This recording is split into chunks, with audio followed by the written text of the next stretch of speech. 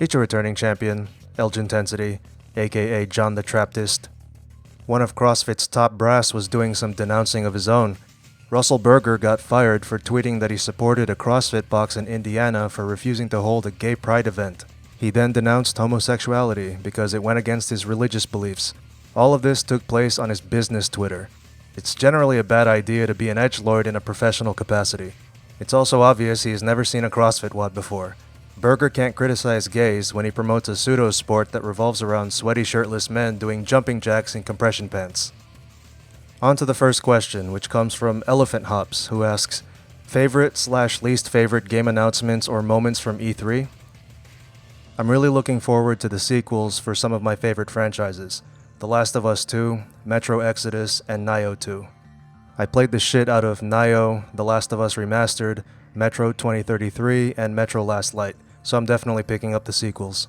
The most impressive game for me was Sekiro Shadows Die Twice. It looks just like Bloodborne in Japan, but with stealth elements and a grappling hook for aerial movement. I'd like to play Cyberpunk 2077 as well. The fact that it's first person is kind of weird, but it's not a deal breaker. Fallout 76 was my least favorite game announcement because I like my Fallout games to be single player campaigns, not online multiplayer. Like many, I was disappointed that they didn't come out with something that was more like New Vegas. Next, Snehal Tamat asks, who's the bigger idiot, Vince G or Cali? Cali Muscle said in a recent video that he only weighs 210 pounds, so if Vince G is as bloated as I think he is, then he's probably the physically bigger idiot. As far as the all-around bigger idiot, that's still probably Vince G, but if Cali Muscle ever does have a kid, and let's hope he fucking doesn't, he'll probably take the crown once he reveals his incompetence as a dad. Okay, Tommy John King asks, my brother has recently expressed interest in joining a CrossFit gym. What do I tell him? First you tell him you have no brother. You have a retarded baby stepsister. Then you tell your parents to write your retarded baby stepsister out of the will. Your former brother can get back into the will if he watches all my videos. I think that's fair. James Robert 28 asks, is it possible to have showing abs with 12 to 15% body fat? With Photoshop, it's possible to have showing abs, bending locker doors, and wavy floors. If you want to avoid technological assistance, your abs might show in that body fat range, but that would depend on a lot of factors like how your fat's distributed. Even then, they wouldn't show very much unless you had half natty lighting, a tan, and a bottle of olive oil on hand. If you choose that path, you'll want to change your name from James Roberts 28 to Robert Frank 615.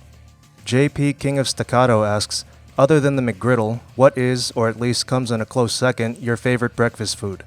That would be chicken and waffles, which I said in a previous Q&A video was one of my favorite fried dishes. If I can't get McGriddles or chicken and waffles, my day's gonna fucking suck. In that case, I'll just order something simple. Bacon, eggs over easy, and toast. As many of you know, I skip breakfast, so whatever I order, I'll be eating it in the afternoon or at night. Silverio Man asks, Saint Trapo, what is your opinion on expensive, high-tech cell phones and smartwatches? Are they worth it? An expensive cell phone might be worth it if you use it for business, because you might be able to deduct part of your phone bill from your taxable income. Regardless of how you use it, you can trade it in if it's functional and in decent shape. I don't think smartwatches in general are worth the money. Smartwatches aren't nearly as popular as cell phones, at least not yet, so you probably get jack shit for them on the used market and at trade-in. Instead of getting a toy that tells time, get a well-made mechanical watch. It's too low-tech to ever become obsolete like a smartwatch, and if you take it in for servicing periodically, it'll probably outlive you. Sounds like a good value to me. HMS 191197 asks, shake weight versus Jawzrsize. Which one is more idiotic and why? Thanks in advance, Trapanardo DiCaprio. Jawzrsize is definitely more idiotic. There's really no risk of injury with a shake weight, unless you use it as a sex toy instead of a fitness toy. Another reason it's more idiotic is that Brandon Harris, the dipshit who runs Jawzrsize, reached out to me for a brand deal even though I roasted the shit out of him last year. Clearly all those MMA fights Brandon lost damaged his brain more than his jaw. Strengthen Roots, which is either a tree nursery or a hair salon, asks, what made you chose powerlifting as your training style? Mainly the simplicity. I don't need much space or specialized equipment to train for powerlifting. I can go to a bare-bones gym and still make gains. Strongman training is interesting to me, but it requires a lot of training implements that most gyms don't have. Olympic lifting is cool too, but that's out of the question for me because where I live, the only place to train for that is at a CrossFit box. I'm probably not allowed in there. On a side note, most people who train for powerlifting didn't have a choice in the matter. We either washed up at a real sport or didn't even try to play one in the first place. If you're not strong enough to do powerlifting, you do CrossFit. And if you're not strong enough to do CrossFit, then I'm sorry, you have leukemia. Tyson Durnford asks, I moved to a town with no gym, so I'm building a bar star jungle gym in the yard. What can I do for legs besides pistol squats? Let's see, you can do glute ham raises. Just get a workout mat for your knees and place your heels under a stationary object. You can also do goblet squats and walking lunges with whatever weights you have available. Finally, you can perform leg-intensive cardio like sprints up hills or stairs. Michael Lupu asks, Dear Elgin, aka Truman Tripodi, do you need to have your suits and dress shirts altered often or even replaced entirely because of size gains achieved via strength training? Any advice for a person loving barbell training and wearing tailored clothing? I haven't had to get my suits and shirts altered much at all. They generally have more room in the chest, shoulders, and arms, where most hypertrophy is going to take place on your upper body.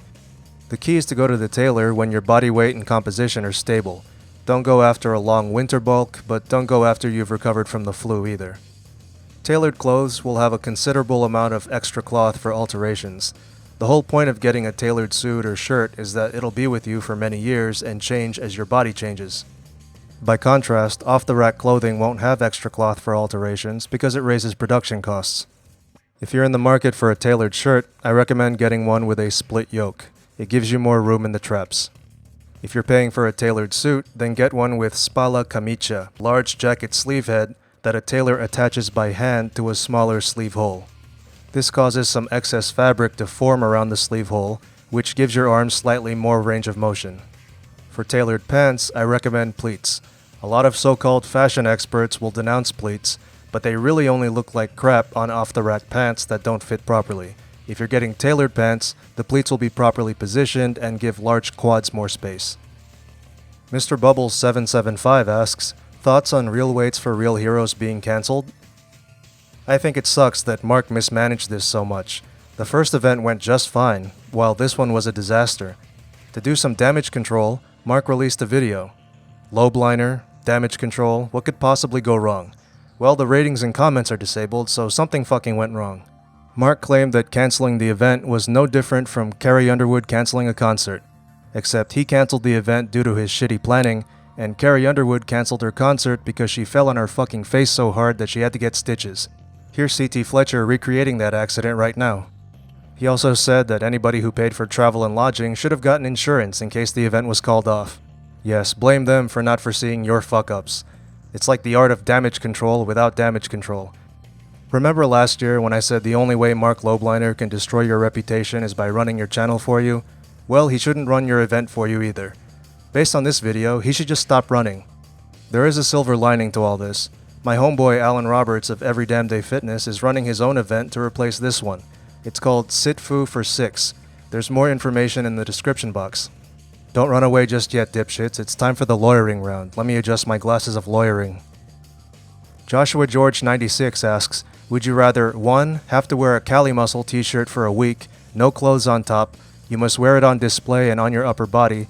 When people ask about it, you may give only good feedback on how it fits. Or 2. Let Brad Castleberry give you a face-to-face lesson on how to correctly lift, where you must note down everything he says and perform an autistic pose after every lift.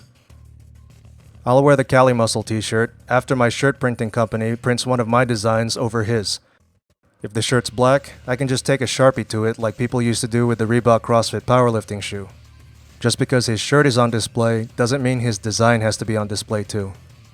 Naki Chandavong asks, would you rather be a supporter for 1. Flat Earth, 2. Anti-vaccine, or 3. CrossFit? I would rather support CrossFit as a devil's advocate, because if I ever hire people to work within the Infinite Elgintensity empire, I'd need to ensure that they can refute CrossFitters' claims about their retarded workouts. Therefore, debating me would be part of the interviewing process. Finally, Kaj Hajic, you motherfucker, closing out the Q&A again. Holy Trap Lord Savior of YouTube Fitness and leader of the Pug Lords, I present to you a potential lawyering question. Would you rather 1. Spend the next month with Lobliner while he's preparing for the fight? You'd have to spend 20 minutes with him in a locked sauna every damn day, and serve as his punching bag while not being able to punch back, Or 2. Join Callum Von Injured in the gym and recreate all of the idiotic feats of intelligence together with him. You are guaranteed 2 biceps tear, a quad tear, and a lip bite, possibly injuring even more parts of your body. I'll pick option 1. I can't punch back, but I can move out of the way. So, as Lobliner lurches forward to punch me, I'll lean to one side Miyagi style, leading him to punch through the glass of the sauna door. As he's crying over his bloody hand and his internet trolls, I'll carefully reach through the hole in the door and unlock it. You said I'd have to do this for a month, but I can trick him the same way every damn day that month. After all, his repeated bonehead decisions that have tarnished his reputation over the years prove that Mark never learns.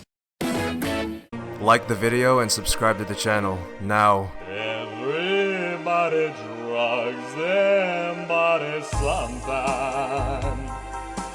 Everybody tries the gear somehow.